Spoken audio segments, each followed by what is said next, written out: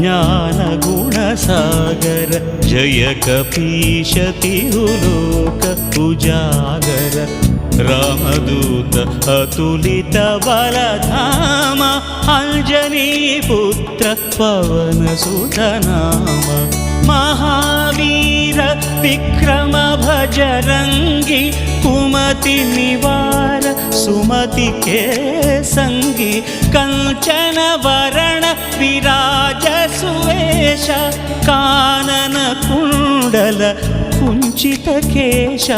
हाथ वज्र अरुध्वजा विराजै कांथे मूंज जनेऊ छाजै शंकर सुवन केसरी नंदन